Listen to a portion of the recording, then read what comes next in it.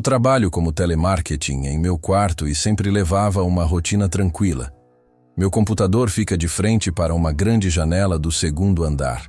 Nos dias quentes, eu abria a janela para sentir a brisa e apreciar a vista. Eu me sentia segura e confortável com esse arranjo. Tudo acontecia normalmente, sem nenhum sinal de perigo. Durante um dia comum de trabalho, notei algo muito estranho. Enquanto digitava, percebi um homem olhando fixamente para mim pela janela. Nunca tinha visto esse homem antes, e seu olhar me paralisou de medo. Meu coração acelerou e um frio percorreu minhas costas. Rapidamente, fechei as cortinas para tentar me proteger. No dia seguinte, mesmo com as cortinas fechadas, a presença dele voltou. Eu o avistei novamente fixo em seu posto, sem se mover. O olhar dele era vazio, mas carregado de uma inquietante intensidade. Senti uma angústia profunda ao perceber que aquela cena se repetia. O terror aos poucos se tornava parte da minha rotina. Certa vez, decidi enfrentar o medo e verificar o que estava acontecendo. Abri as cortinas com cautela para olhar melhor pela janela. Percebi que ele estava exatamente no mesmo lugar de sempre, imóvel e observador. Olhei ao redor e não identifiquei nenhum movimento suspeito na vizinhança. Tudo o que via era a minha casa, e a sensação de ser vigiada aumentava. Na manhã seguinte, quando me sentei para trabalhar, ele já estava lá. O simples fato de vê-lo me deixou completamente desorientada. Com mãos trêmulas, decidi ligar para a polícia para pedir ajuda. O atendente me tranquilizou, prometendo patrulhar a área nas próximas semanas. Mas, mesmo com essa promessa, o medo continuava firme dentro de mim. Uma noite, depois de fechar as cortinas, ouvi algo que me deixou paralisada. De repente, batidas suaves começaram a ecoar na porta de casa. Foram 2 ou 3 batidas seguidas antes que eu ouvisse uma voz sinistra. A voz chamava: "Carmen, abre aqui!" e me deixava completamente confusa. Eu não conseguia entender como aquele assombrado estranho sabia meu nome. Em estado de absoluto terror, corri para ligar novamente para a polícia. O atendente me pediu para manter a linha enquanto os oficiais se dirigiam até meu endereço. Enquanto esperava, as batidas na porta continuavam, insistentes e perturbadoras. Cada som parecia confirmar que eu estava sendo vigiada de perto. Finalmente as batidas cessaram e o silêncio voltou a dominar a casa. Mesmo com a presença dos policiais, a sensação de insegurança não passava. Os oficiais me garantiram que patrulhariam a área, mas o medo persistia. Naquela mesma noite, fui surpreendida por passos ao redor de minha casa.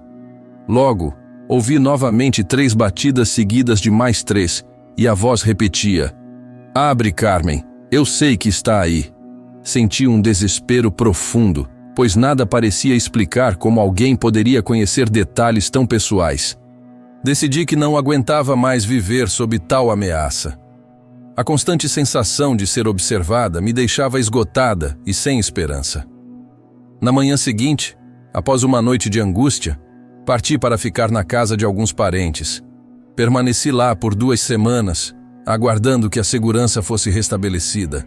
Após esse período, mudei completamente de endereço em busca de paz e normalidade.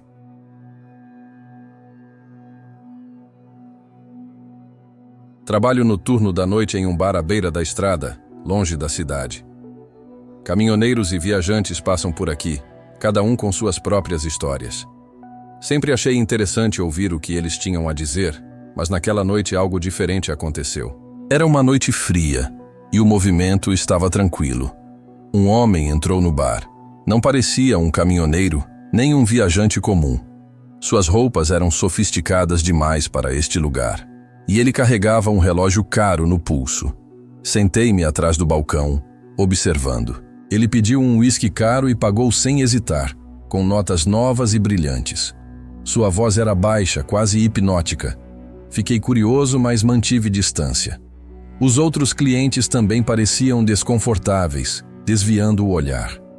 Conforme a noite avançava, ele ficou ali sem beber muito, apenas olhando ao redor. Aos poucos, fui percebendo que seu olhar não era casual. Ele estudava cada pessoa ali dentro. Um arrepio percorreu minha espinha. Quando fui limpar uma mesa próxima, Ele falou comigo. Perguntou se eu acreditava em coisas estranhas na estrada. Ri nervoso, dizendo que às vezes ouvia histórias malucas. Ele sorriu de um jeito que me incomodou. Depois de um tempo, o bar ficou vazio. Só eu e ele restávamos. Perguntei se ele queria mais alguma coisa antes de fecharmos, e ele apenas me encarou. Seus olhos estavam sombrios, como se algo profundo e horrível vivesse dentro deles. Ele se levantou lentamente, deixando uma nota sobre a mesa. Quando peguei o dinheiro, senti um frio intenso. A nota de novo eram novas e brilhantes, mas era de um valor alto. Algo me dizia que eu não devia aceitar, mas não consegui soltar. Antes de sair, ele disse algo que nunca esqueci. Estradas escondem segredos. Alguns não devem ser revelados. Depois disso, sumiu na escuridão da noite, sem carro, sem rumo, apenas caminhando. O bar ficou em silêncio. O relógio marcava 3 horas da madrugada. Peguei meu casaco e fui para casa. Os dias passaram, e tentei esquecer aquela noite estranha. O dinheiro que aquele homem deixou ainda estava guardado na minha gaveta, mas toda vez que olhava para ele sentia um frio estranho na espinha. Algo não estava certo. Então, numa manhã, vi no noticiário algo que me fez perder o fôlego. O corpo de um empresário famoso foi encontrado em uma área isolada, já em estado de decomposição. Segundo os legistas, ele estava morto havia mais de um mês. Mas isso não fazia sentido.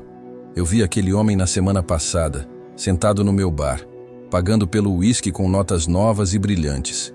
Falei com ele, ouvi sua voz. E agora ele estava morto há semanas? Meu coração disparou. Revirei minha gaveta e peguei aquela nota que ele havia deixado. Meus dedos tremeram ao perceber que agora ela parecia velha e gasta, como se tivesse passado décadas esquecida em algum lugar sombrio. O cheiro de mofo impregnava o papel. Era impossível. Não podia ser verdade. Mas lá estava ele, na tela da TV. Uma foto de quando ainda era vivo, estampada ao lado da notícia. Era ele, sem dúvidas. Eu queria gritar, mas só consegui ficar ali, imóvel, segurando aquela nota amaldiçoada. Desde então, evito pensar demais no que aconteceu naquela noite. O bar segue funcionando, e os caminhoneiros e viajantes continuam chegando e partindo. Mas agora, quando um estranho entra e me encara por tempo demais, eu desvio o olhar. Não quero saber mais nada sobre as sombras que rondam esta estrada.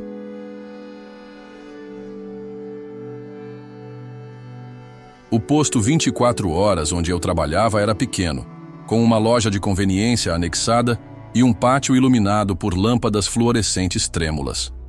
O chão de concreto tinha manchas escuras de óleo e gasolina, e o cheiro de combustível sempre pairava no ar, misturado ao aroma enjoativo de salgadinhos e café requentado. A loja era cercada por prateleiras apertadas, cheias de produtos empilhados de forma meio desorganizada.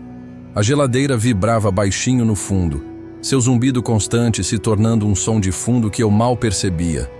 O balcão, onde ficava o caixa, era de vidro, já arranhado e sujo pelo tempo, e atrás dele havia uma porta que levava a um pequeno depósito e ao banheiro dos funcionários. Do lado de fora, as bombas de gasolina estavam alinhadas sob um toldo meio encardido que rangia quando o vento batia forte. Mais além, havia uma estrada quase sempre deserta àquela hora da madrugada, cortada apenas pelos faróis ocasionais de um carro passando rápido demais. O silêncio era denso, quebrado às vezes pelo barulho de um gato fuçando nas lixeiras ou pelo farfalhar das árvores próximas. Era tranquilo, até aquela noite. O frio cortava, o vento soprava estranho, e eu sentia que algo estava errado.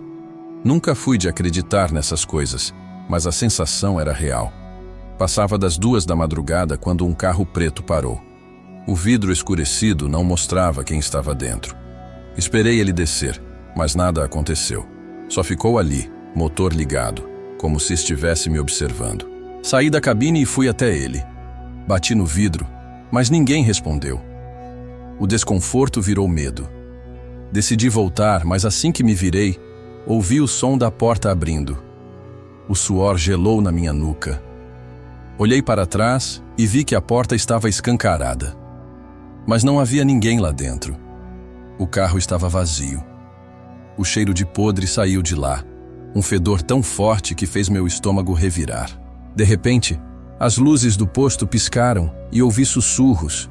Pareciam vir do carro. Palavras confusas, rápidas, como se alguém estivesse falando comigo direto na minha cabeça. Tentei correr para dentro, mas a porta não abria. As lâmpadas explodiram, jogando o lugar na escuridão. O rádio da loja ligou sozinho. Uma voz distorcida repetia: "Saia agora! Saia agora!" Não esperei para entender. Pulei o balcão e saí correndo. Quando olhei para trás, o carro não estava mais lá. Só o cheiro de podridão ainda pairava no ar, impregnando tudo. No dia seguinte, pedi demissão. Nunca mais passei perto daquele posto. Ninguém acreditou na minha história, mas eu sei o que vi. E sei que nunca mais vou esquecer aquela noite.